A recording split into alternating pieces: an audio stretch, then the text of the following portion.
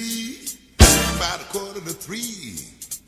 Left these cards and presents right here for me. Merry Christmas, baby. Sure did treat me fine. Sweet red wine. I ain't had a drink this morning. I'm just as hot as a Georgia pine.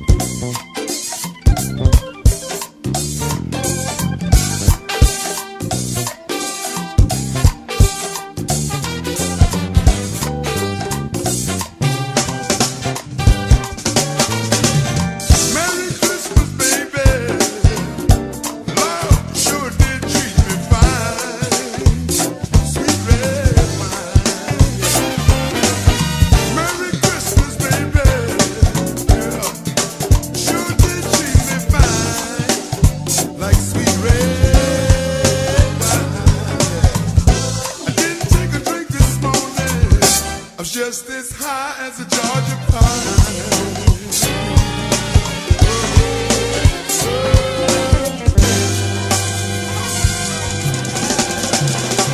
You're so irresistibly lovable.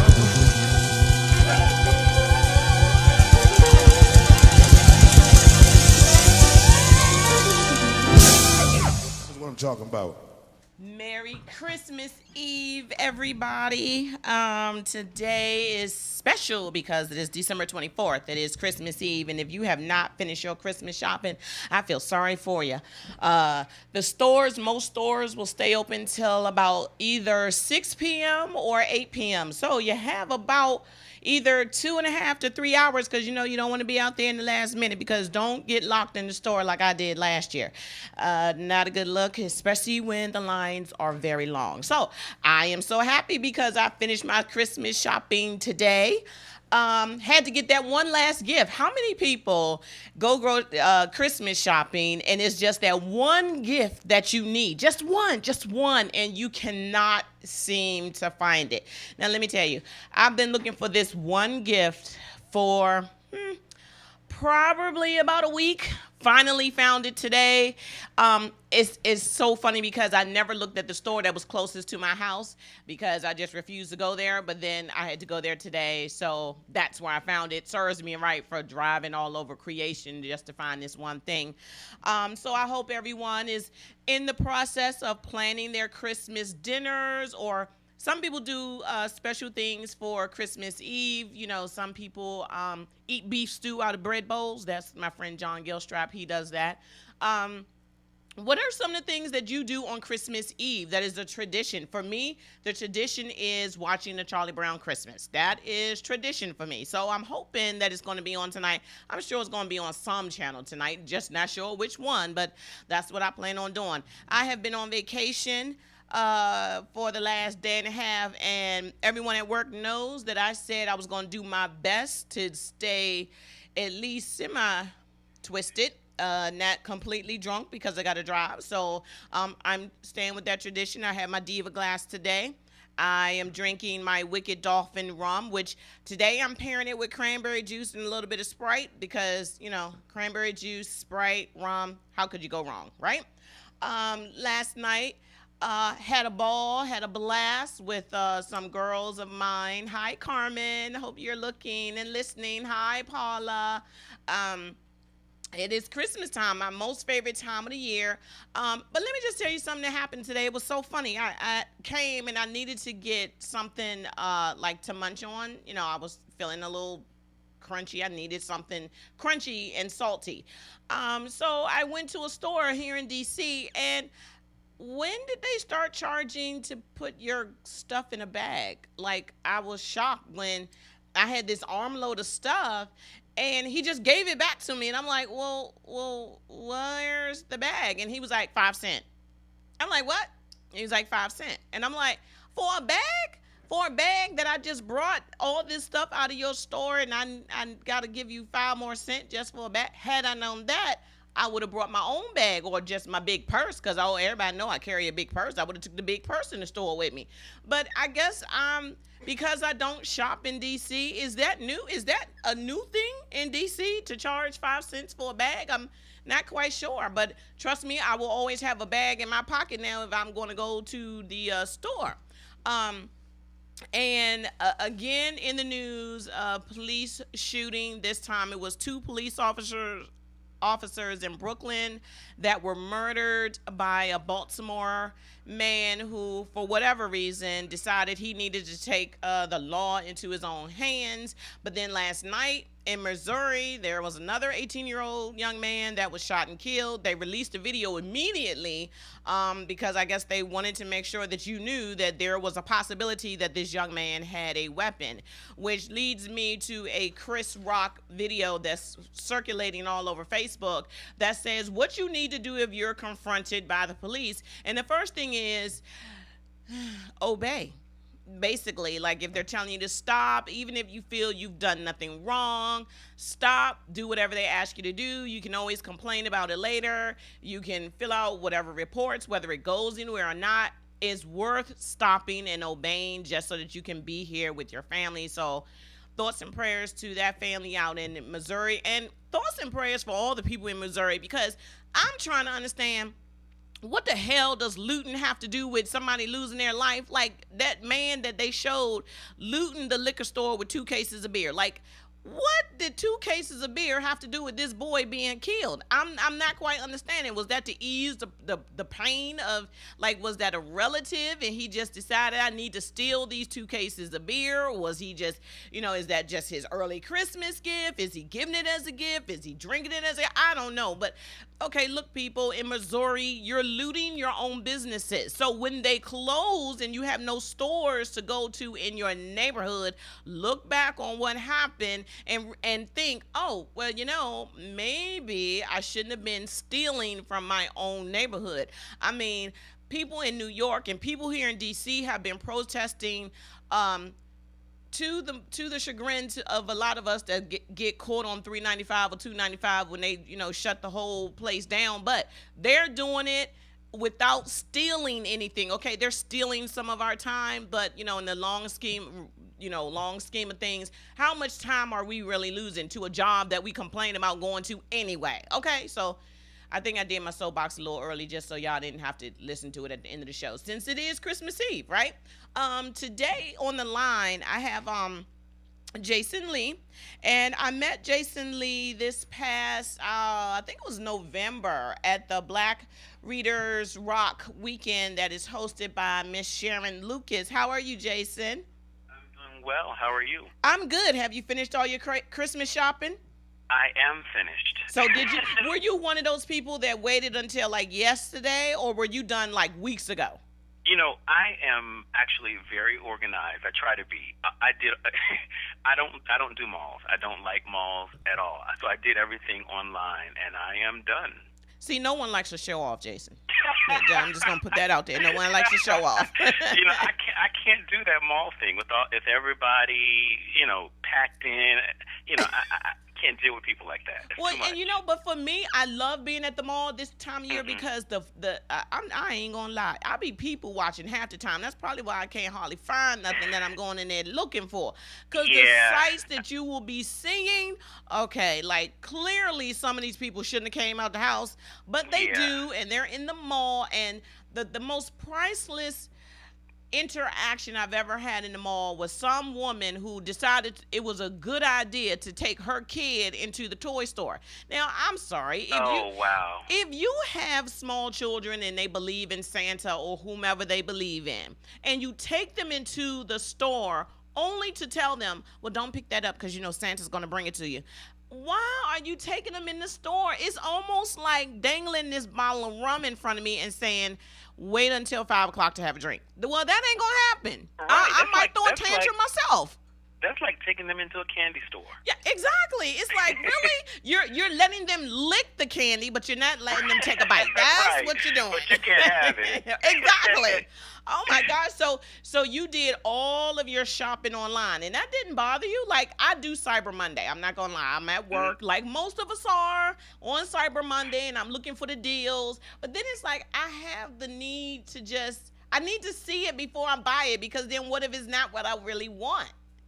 And I think the difference is I'm not, if I was buying clothes for people, that kind of thing, I'd kind of want to maybe see it, blah, blah, blah, blah, blah. But when you're buying things, okay, I'm just like, why do I need to go stand in a line somewhere when I can do that online? And typically people, most people, they hint around about what they want. So, right. So I'm not going to, Yeah, did you get the hints I've been throwing? Did you get the hints I've been throwing for the last 3 weeks about, what size boots I wear, and, how it's boot season, and, pixie sticks and Twizzlers. So let me ask you, you are an author. First of all, I need to know, where is Lewiston, North Carolina? What is that? Where's that by? Lewiston, North Carolina is in eastern North Carolina. Probably the city that you would recognize is Greenville, North Carolina, where East Carolina University is. Okay. And it's about 45 minutes from Greenville. Most people have either heard of Greenville or Rocky Mount, North Carolina. Okay, so it's over there. Well, see, I know a little bit more about North Carolina because I grew up in Fayetteville. My sister used to live in Dunn, then she lived in Wallace, and then she lived in some other little town. So I'm kind of familiar with it. Okay, yeah. And so you were born there, but now you live in Baltimore. So how long have you been a Baltimore resident? I've only been in Baltimore 7 years, but I've been in the area since 1996, I believe it was. Okay. Now, let me ask you, because I feel this way, and it's not to be prejudiced, but I feel that when I go to Baltimore, I'm going to a different state. When you have to travel down to D.C., do you feel like you're going somewhere other than D.C. or other than Maryland? Because it just seems like even though Baltimore is only like 45 minutes away, it seems like it's its own state. It's interesting that you say that. I live in Baltimore, but I work in D.C., so I commute to D.C. every day. There is a different culture. Right. Baltimore people, they speak differently. Okay. They act differently, but the similarity is that in Baltimore there are pockets of nice areas. Then there are the pockets that the hood. Right. And just like in D.C., you go around one corner. You're in a nice neighborhood. You go around the corner. You're in a not so nice neighborhood. That's the similarity. Baltimore gets a bad rap. Right. It's not as bad as people want to make it out to be. Not as bad as The Wire. It's bad. Right. but there are parts of it that are really nice, very scenic, cultural spots, great restaurants. Baltimore's a nice city. Oh, yes, let me tell you. I went to a new spot, the Alchemy. I've never been. Oh, you never been? Oh, my gosh. No. Chef Michael is the best. You got to look it up. It's called Alchemy. Oh, my God. I want to write that down. Yes, Alchemy. It is the best restaurant. I went there in October, and to tell you that the meal that I had, by the time I left there, I felt as if I was a stuffed turkey, because the food was reasonably priced, but the presentation, I think I had like 4 courses, maybe. I don't know, Paula. You can Wow. tweet me and let me know. Because it was a restaurant that my girlfriend Paula from New York, her friend is the chef, and it was an amazing experience. So anybody that lives in Baltimore, you got to go check out the Alchemy. Okay. So let me just dive right in. So you write gay novels. You know, it's interesting. I can't escape that, but Okay. yes, I do. Okay, so let me ask you. So what is the difference between a gay novel and a romance novel? Other than it being same sex. What's the difference? You know, it's interesting because, when you speak of romance novels, serious romance readers, serious romance writers, there is this formula for writing romance novels. And I don't necessarily follow that formula. I write about love. I write about romance. It just so happens that normally my protagonist is gay. Okay. And so for me, there really is no difference because most times there's a happily ever after, just as you have with romance novels, and I think that's the formula that I'm speaking of. And so, for me, there really is no difference. But, for diehard people who readers who read romance, it may not fit that formula of what romance is for them. So when you decided to write, did you know that you were going to be writing gay novels, or it just happened that the story as it began to unfold turned out that the characters were gay? I think that,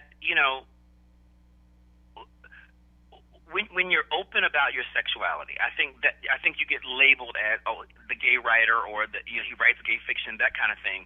I always knew that I would write about things that I knew about. Okay. You know what I mean? I think a lot of writers do. And so for me, it made sense. Okay. Particularly because I was writing about something that I knew about. Okay, so is it harder? Now, I write urban fiction, which people tend to lump into street fiction, which is totally different. Do you find that it's harder to market your novels versus if they were just romantic novels? It's extremely difficult because you contend with people's biases and their intolerance, and there is a huge market for it. That's evidenced by the fact how successful Elin Harris was. You know what I mean? Right. So, but it's very difficult.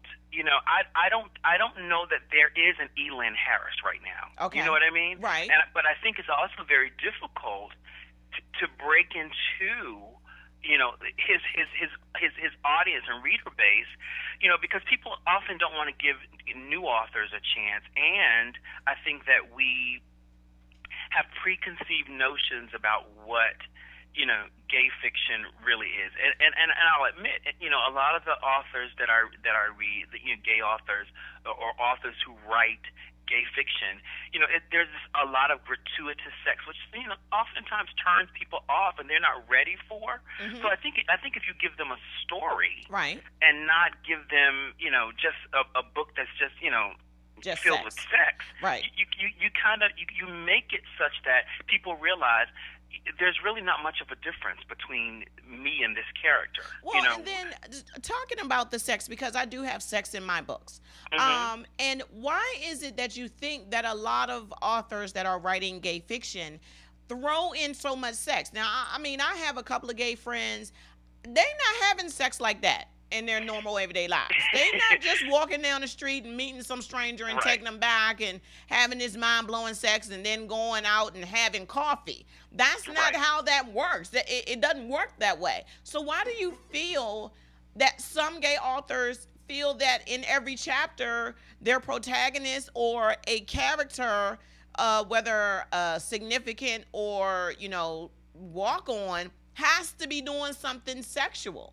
It's interesting that you asked that. I find that a lot, yes, and I also find that a lot in street lit, and I think it's because people think that that's what they have to do to appeal to people. And I contend that if you give them a good story, you don't have to give them all this gratuitous sex to give them a good story. Right. And I think people think that, I'm going to shock them with this, I'm going to be nasty, this is going to get people's attention. When in actuality, a lot of times it turns people off. Right, because let me tell you, people, if I walk in and my girlfriends or my male friends are having sex every minute of every day, I'm going to tell them they need to go to a doctor because they got a sexual addiction or something. Because there's no way. First of all, your body can't handle all of that. I mean, it's just not going to happen. That just ain't going to happen. And if your body does handle that, you're going to need a break for about 2 weeks afterwards because it's not like that. And a lot of people think that all urban, street lit, or gay literature or authors, that's all they write. So for me, I'm always constantly fighting first I have to defend what my writing style is, and then I have to defend that, no, I use certain language just to tell the story, not just to throw it in there, because clearly not everybody walking down Georgia Avenue right here is using the F word as they talk to their friends. That's just not happening. So how do you market your work? Like, I know you, and we're going to talk about your editing as well, but how are you marketing your novels? Are you specifically going to gay or lesbian or transgenders events, or are you just trying to market it into, like, going to Atlanta to the Black Book Festival, or to Baltimore, the book festival in Baltimore? Are you picking and choosing different avenues, or are you just trying to just get out there like Elin Harris did by selling them out the trunk of your car? It's interesting. When I first started this, I was attending everything, accepting every book signing that was offered to me, and I realized that it didn't make good financial sense. And so, the business part of me, I work as a commercial property manager full time. So I'm management is in my blood. And so if something doesn't make financial sense for me, it really doesn't. It's hard for me to accept something where I don't see a financial benefit or a benefit down the line. Okay. And so when I was doing events before, I was just taking everything. I was traveling all over Philadelphia, Virginia. I was just all over New York, and I realized, okay, you're losing money. You may be getting your name out there, but you're losing money. And so I decided to be a little more strategic about the events that I attended, and I typically will map out for the year. Okay. What events I'm going to attend, and I know why I'm attending that event. Okay. And for me, one of the things that I learned is that if people respect your voice, they'll naturally want to buy what you're selling, or something that has your name associated with. So I tend to be the person who when I'm on social media, I'm the person who's causing people to think. I'm the person who's making people laugh.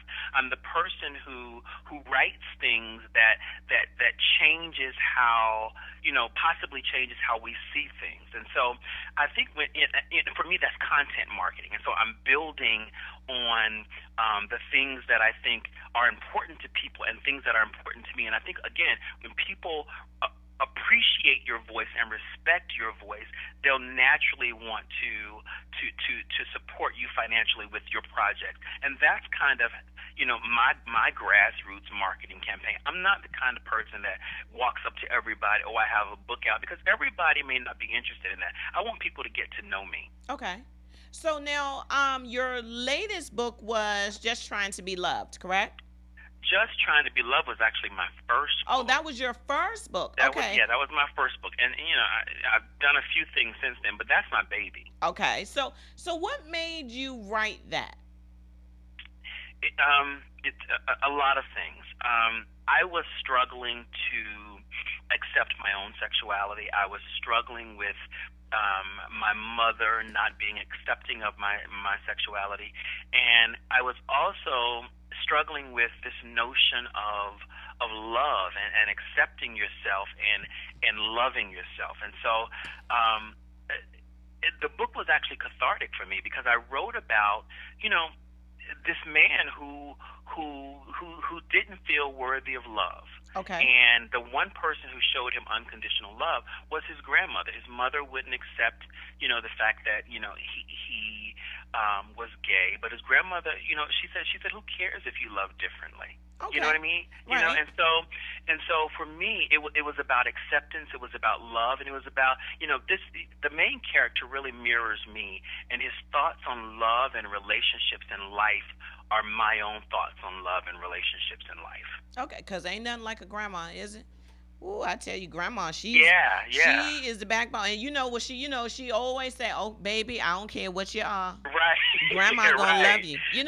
Everybody got that grandmother like that. Exactly. They don't care. Exactly. So you have written a few novels, but you also write a lot of short stories. Mm-hmm. Now, are you finding that the reason why you're writing the short stories is when you just don't really want to sit down and write a novel, or is it easier for you to write the short stories? It is easier for me to write short stories, but let me tell you why I write short stories.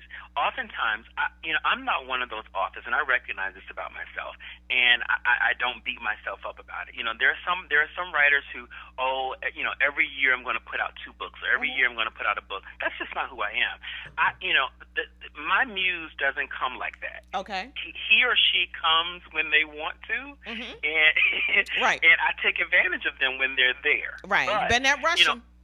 But oftentimes I get an idea and I just write it down. However short it is, I just write it down. So that's where the short story thing comes along. And I only write about things that are important to me. That I just can't sit down and I'm going to write a new book this year. It doesn't come to me that way, and that's the thing that I recognize about myself, and I'm okay with that. I don't force, because I feel like it won't be authentic. People won't enjoy it, and people can smell bullshit a mile away. Oh, you know what I mean? Exactly. And they'd be like, "Oh, he just wanted to get another book out there." Right. I just don't want to do that. I feel I'm better than that, and I feel readers are better than that. Exactly. So now you also write for a magazine out in Spokane, Washington, or do you still do that? I do. And so what is that magazine? It's called Proud Times Magazine. Is that a LGBT magazine, or is it mainstream? It is. It was a grassroots kind of magazine that was again, and going back to this content marketing thing where I want people to respect my voice. I just reached out to them and, looking for freelance opportunities, and I submitted the writing samples, blah, blah, blah, blah, blah. Long story short, I started writing for them, and I became, I became their celebrity interviewer, and it's been a wonderful experience and a great magazine experience. And so, that's kind of how that came about. And, the magazine is now in several countries. So I'm really excited about that. Okay. And, wow, congratulations on that. Thank you. And you also do a blog talk show once a month. I do. A Different Kind of Love. Now, what is that show about? The Different Kind of Love is on the Big Body Broadcasting Network. Mm-hmm. And, I wanted to create a safe place for, oftentimes, especially in social media, people bash LGBT persons. And I just wanted to create a safe place where we could talk about LGBT issues. Mm-hmm. And here's the unique thing about this show is that it's not limited to LGBT people. Huh. And all of the information is applicable to whatever sexuality you are. Mm-hmm. In fact, most of my guests are heterosexual. So it's a very interesting show. We talk about love, we talk about relationships, we talk about finances, we talk about marriage, we talk about prenups, just so many things that we talk about that are applicable to people all walks of life, information everybody can use, and that's the platform. And I really just want to stress that love is love. You know what I mean? And right. so that's the platform that I'm building. Okay. We're going to get into your second business. We're going to talk about Sweet Georgia Press. Okay. And we're going to talk more about your editing. I have a quick little break, for those last minute shoppers. Okay. So and we're going to take that little break and we're going to come right back. Thank you. Do you need a last minute gift? Or did you buy someone that Kindle or that Nook? Why not pre-fill it with a novel by Swangin Webster? Let Me Just Say This is an urban drama detailing the life and the marriage of Kevin and Cheryl.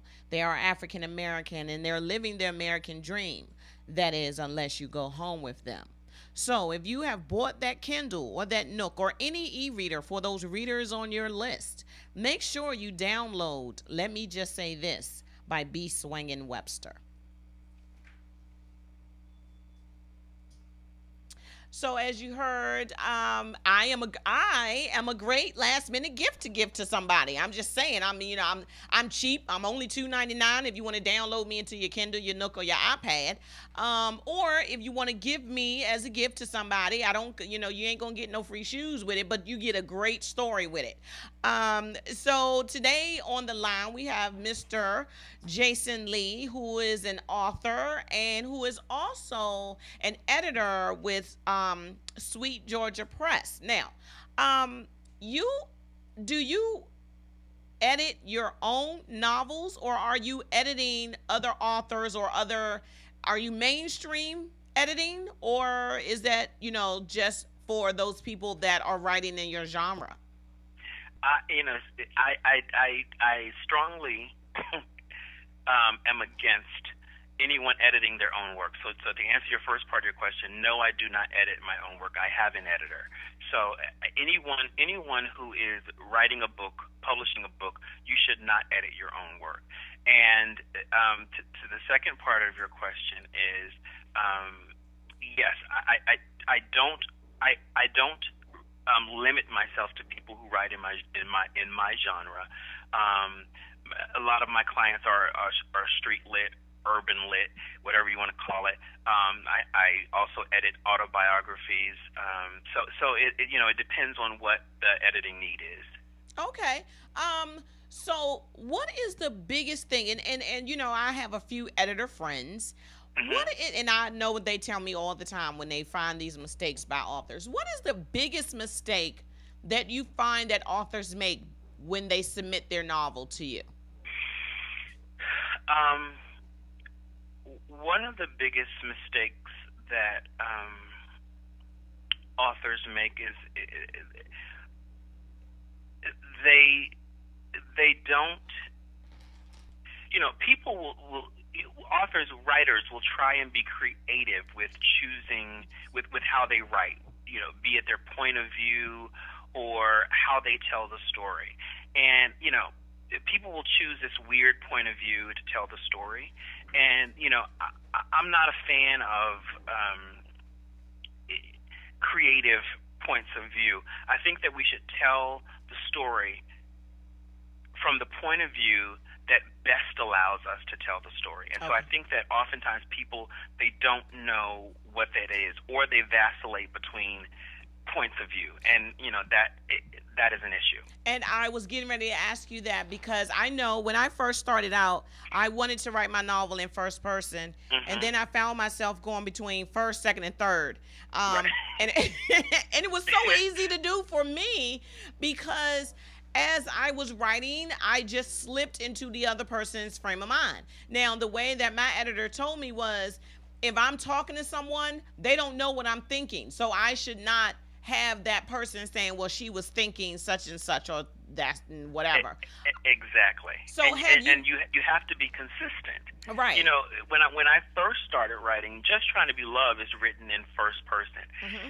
That's because I was writing from my point of view, this one character's point of view. Mm-hmm. But I can't tell you what everybody else was thinking. It's very limited, because you can can only tell the story from that person's point of view. Right. But I learned as I grew as a writer that third person allowed me to tell a more robust story from all points of view. So, Okay. I think people should choose the point of view that allows them to tell the story best, but they should challenge themselves to learn how to write in other points of view. Now, as an editor, when you tell someone they should not be writing, or do you tell someone that they should not be writing in whatever person that they've chosen to write the POV from, do you find resistance, or do you tell them that, or do you just tell them, hey, here's some changes that you need to make? Ultimately, the author has the final say. I will tell them my suggestions, and it really depends on what the service that they've approached me about. If they just want to, a proofread, I'm not going to say, oh, you should have. At this point, it's final. Okay. I'm not going to tell you, oh, you should have written this in first person, or you should have written this in third person. I will make suggestions, but it's ultimately, I have. And I remember one author telling me, I'm not because they were writing it in a weird tense. Okay. Everything was in past tense, and Okay. so I was telling them that they need to change it, and their response was, well, and this book had already been released, and it was being re-edited because it wasn't edited well, and they told me that I have 80 something reviews already. I'm not doing that. Then that's their choice. Mm-hmm.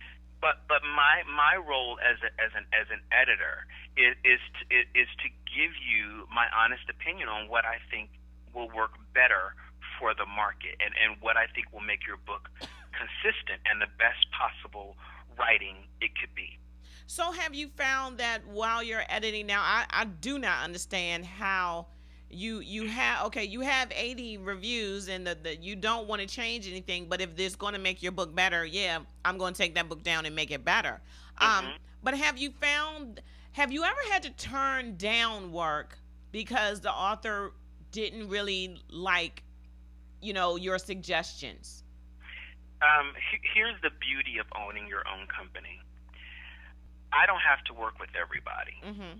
And so I'm very particular about who I take on as a client. So typically what I'll do is I'll ask for a sample of your writing before I take you on as a client. Mm-hmm. And just as authors come to me and ask for a sample edit, I want to see a sample of your writing. Is it representative of someone that I think can write? If it's not, I don't want to edit something that I think it is going to be Crap. more of a challenge than I need, or like it's trash. You know what I mean? Right. And so I as a business owner, I have the luxury of saying, I don't think this is the kind of project that I'd like to work on. So have you had to do that?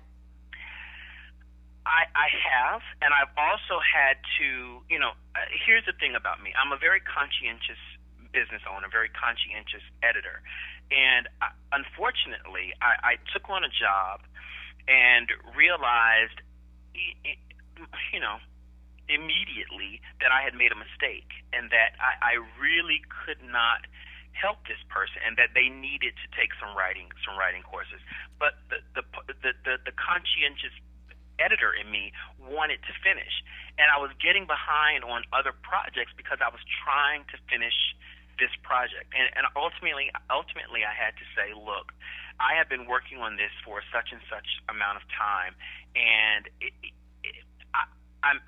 it's challenging in that I think that you need to seriously consider some writing courses before you attempt to publish this. So I'd like to refund you minus what the work that I've done, and allow you to go and take some courses, and then maybe let's regroup and see if we can get you published. Mm-hmm. And they were receptive to that. I think if you're honest with people, they understand, and you give them examples of what you mean. You just can't say, "Oh, your writing is bad." Mm-hmm. You have to show them what you mean, and give let them write something, and then you show them what it could be. Okay. You know, and then I think they're receptive to what you have to say. So in that instance, when you had to refund and tell them that they needed to take some writing classes, had this person really honestly thought that they were ready to be published, or were they a little iffy? Because, you know, sometimes authors will be like, okay, I want your honest opinion. I'm not really sure.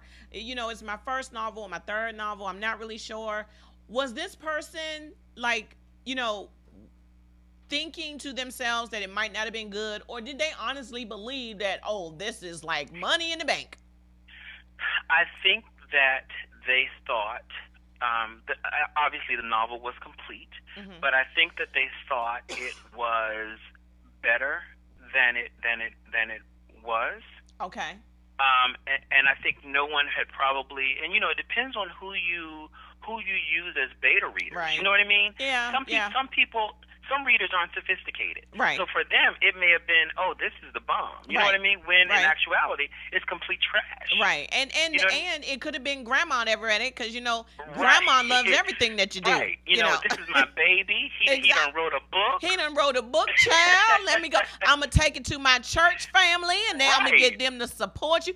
And they could, you know, and the sad thing is, a lot of authors do that. A lot of authors will get their godparents and their mamas and their uncles and their sisters and their sisters' friends, and it could be almost, you know, 60, 70 people.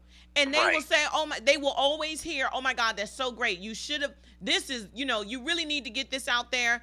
And instead of getting someone that is their critical, I always say, get your most critical aunt. Get that, you know, everybody got that critical aunt. I don't know why he even doing that. Why he opening up his own business now? He can't even count $2, and he gonna open up a business. See, that's the person you need to read that novel, because they're going to be the ones that's going to give you the, you know, the straight, no chaser truth.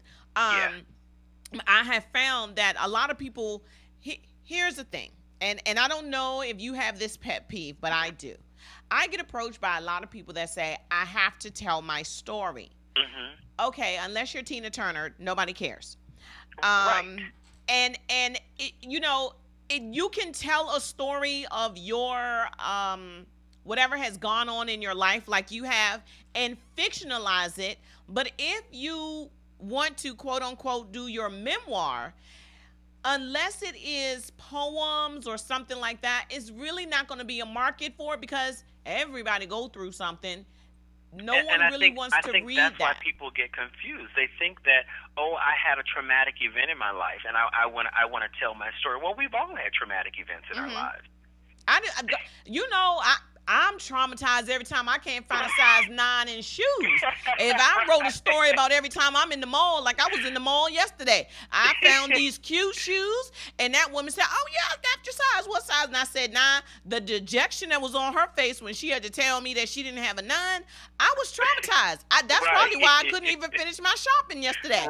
Because all I could think about was, I can't believe that she had me standing there for 20 minutes, and she don't even have the shoes in my size. Exactly. So that in itself is a story. So, you know, I feel like I need to tell that story when one shoe is not enough. You know, something, you know, when the other shoe drops or something. You know, I'm trying to just rattle off some titles of novels real quick, because I feel that story needs to be told on the size 9 that never was. So, I mean, everybody, you know, I encourage everyone to write their story. Yeah. But I also encourage everyone to try to put it in a form that would be relatable to other people. If you put in, now my novel is about domestic abuse. Now, I never lived through that. That ain't my story. That's some of my friends, combined friends' story. But it's applicable to a lot of different people. Why? Because Ray Rice has just gone through it. And so a lot of people bought my novel to find out about Janae. Like, what made Janae tick and what made Janae stay. So and it's funny because they would write me or send me an email saying, oh my God, now I know why Janae did X, Y, and Z. Or now I know why Ray did X, Y, and Z. So, you know, if you can fictionalize it and put it where it can be spread across the board for a lot of different people, then that's what they should do. So what is one piece of advice? And I know it's hard as an editor, But what is one piece of advice that you can give future novelists or future writers? Because not everyone writes a novel. What piece of advice would you give them? That's a great question. People, I think, aspiring writers and even writers, seasoned writers, they put the cart before the horse, and so they're talking about. A lot of people get caught up in the fame of being a writer. Ain't no fame in this. They didn't know that. Hello. I don't know what fame they thought we gonna have, but you ain't having no fame, people. Right. We need to be realistic about it. Right. And the thing that I would say to people is stop being so concerned about. Again, they're putting the cart before the horse. They're talking about. Well, I'm working on. They put out covers. They're talking about editing or the lack thereof. They're talking about all these other things in marketing, and they haven't written a book. Put your story down. Right. Now, see, that's the whole thing. You will, and I don't know if you run into this, but I will go to these different conferences or these different writing seminars, and people say, "Oh my God, I have the cover and I have a great editor," and I'm like, "Okay, so when is your book going to be out?" "Oh, I'm not finished." What? Right. You wasted 10 minutes of my time talking about something and getting me excited about, and Look at here now. Write your book. Right. Sit your damn ass in the chair and finish the book. I mean, exactly. Like, how hard is that? If you are going to spend the money to go to these conferences or book festivals or book fairs or black book conferences, and you have the nerve to approach one of us, you better have a book, because I'm not going to take my shoes off. I will fight you with my shoes on. I will end up on World Star Hip Hop with the caption, "Author beats down unfinished author." I'm just trying to tell you that don't waste my time with a novel that, and some people have a great pitch. Right. This woman had me so excited about a book. Like, she talked about this book and talked about this book. This woman hadn't even started writing a book. And I was so angry. That's my thing. I think angry. It's great to have dreams and have these great ideas in your head, but put them on paper. Exactly. And the bad part, when I said to her, "Well, when is the book going to be out?" And she was like, "Oh, I don't know. I haven't written it yet." And so then my next question was, "Oh, so when are you planning on writing it?" Do you know she actually said to me, "Oh, whenever I get time." Well, why are you talking about it then? Because if you don't have the quote unquote time, then you're wasting everybody else's time doing this. Exactly. Now, I routinely go, I always put out, every now and again, I'll put out a tweet that says, just like a doctor or a dentist, you have to hone your craft. And so I always go to writing conferences. As an author and or editor, do you go to conferences as an editor, as an author, to learn more about, your areas? I do, and it's interesting because in 2014, people sometimes don't understand, my approach. Oftentimes, just like the Black Authors and Readers Rock Weekend where we met, I wasn't there as an author. I was there as a business owner. I was there as a student, and what I do is I go to these events and I study what's going on, what these authors are doing. I also went to an event earlier in the year where there were a bunch of seminars geared towards writers, and so I tend to migrate towards more educational events than just social events. And so yes, I'm always looking for something to further validate me as an authority in a particular area. So, my dad is a professional student. I am a professional student, and so I'm always looking for things that are going to advance my knowledge in a certain area. Well, let me ask you, because of the novels that you write, are there seminars that can teach you how to write gay literature? I'm sure that there are, but I think the thing to think about is that, aside from putting in, it really depends, because there are authors who write gay characters in their books. Is that gay literature? No, I think it's sad, but gay literature, I think, oftentimes oftentimes, and it's not always the case, because there's this woman who is a top-selling author, one of the top-selling authors in the LGBT genre, who happens to be a straight female. Mm-hmm. But I think that we are, for the most part, oftentimes you're considered a gay author, or you write gay fiction if that is your sexuality. Mm-hmm. You know what I mean? Right. And so, can someone successfully do it? Yes. Ben Burgess Jr. Successfully did it with. He's a client of mine, and his book was Wounded. Mm-hmm. So he wrote from the perspective of a lesbian. Okay. Wow. Okay. So yeah, it's anyone can do it. I don't think you need a course to do it. A course certainly won't be a bad thing, but mm-hmm. but yes, anyone can do it. Okay. So if they're in touch with the reality of the LGBT community. Okay, so the hour has flown by again, and tell us what are your plans for 2015? I mean, 2015 is less than 1 week away, or it's about, I guess you could say, it's a week away. It's a week away. So what are your plans for the upcoming year? So I don't know if I'll release a book in 2015, but my focus has been for the last few months, and will be for the first few months in 2015, is I'm launching my own greeting card line called Sweet Georgia Press. Okay. I'm sorry, called Sweet Georgia Greetings. My company is Sweet Georgia Press. Okay. And it's a line of greeting cards. Cyrus Webb, who is a blog talk radio mm-hmm. host, I've commissioned him to do all of the art for my line, and I am doing all of the greetings for my line. And I wanted to build a card line that, oftentimes, things happen and we don't really know what to say, and I want these cards to be able to stand in the gap, if you will, mm-hmm. and be able to say those things that we can't find the words for. And, the tagline for my company is "Loving You Like Family Should."